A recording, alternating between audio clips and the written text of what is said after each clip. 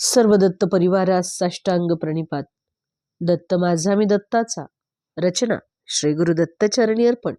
तत्पूर्वी एक लाईक माझ्या श्रीपादांसाठी. सिद्ध योगींद्र पुढे सांगू लागले की साक्षात देवेंद्रांनी जे शिवलिंग प्रतिष्ठापित केले होते ना, ते शिवलिंग एका व्यापाऱ्याने पाहिले. त्याचे नाव धनंजय. आणि त्याने त्या शिवलिंगाचा महिमा, तो ज्या राज्यामध्ये राहत होता ना, त्या राजाचे नाव होते कुलशेखर पांड्या. यांना त्यांनी त्या शिवलिंगाचा महिमा सांगितला आणि ही केवळ शिवाज्ञाच मानून त्यांनी त्या मंदिराचा जीर्णोद्धार देखील केला आणि त्या ठिकाणी एक सुंदर असे मधुरा नगर नावाचे नगर त्यांनी स्थापन केले. कुलशेखर यांचा जो पुत्र होता त्याचे नाव होते मलयध्वज. तो देखील आपल्या पित्याप्रमाणेच एक निस्सीम ईश्वर भक्त होता आणि त्याने सुद्धा त्याला स्वतःला संतान प्राप्ती व्हावी म्हणून एक पुत्र कामेष्टी यज्ञ केला. तो यज्ञ करत असताना त्या यज्ञकुंडातून एक अतिशय लावण्यवती अशी 3 वर्षाची एक सुंदर कन्या अवतरित झाली. तिला पाहून त्यावेळेला राजा आणि तिथे बसलेले सारे ऋषीगण, सारे विप्र हे अतिशय आनंदित झाले. ती कन्या म्हणजेच मीनाक्षी देवी होय.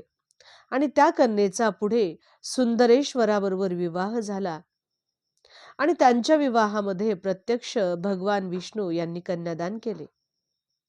त्यांच्या लग्नाचा सोहळा हा अत्यंत थाटामाटाने त्या ठिकाणी साजरा करण्यात आला.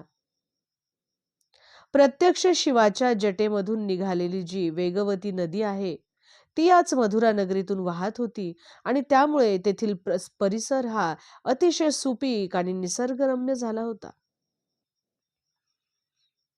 पुढे सिद्ध योगींद्र शंकर भट्टांना म्हणाले की अरे बाबा, या सृष्टीमधील प्रत्येक वस्तूमध्ये स्पंदने आहेत आणि वेगवेगळ्या प्रकारच्या स्पंदनांमुळे व्यक्तींच्या मधले जे आकर्षण असते आणि काहींच्या मध्ये विकर्षण असते.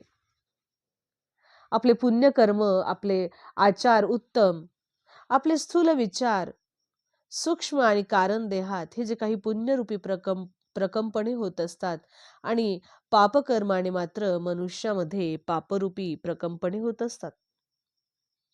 मनुष्याच्या पुण्याईने पुण्यशील व्यक्तींचा संग अर्थातच आपल्याला सत्संगती प्राप्त होत असते आणि आपल्याला वेगवेगळ्या प्रकारच्या पुण्यस्थळांचे दर्शन देखील घडून आपले जे काही पाप असतात त्या पापांचा नाश होत असते आणि या सर्वांचे फलस्वरूप म्हणूनच आपली माझ्या दत्त महाराजांवर भक्ती चढते.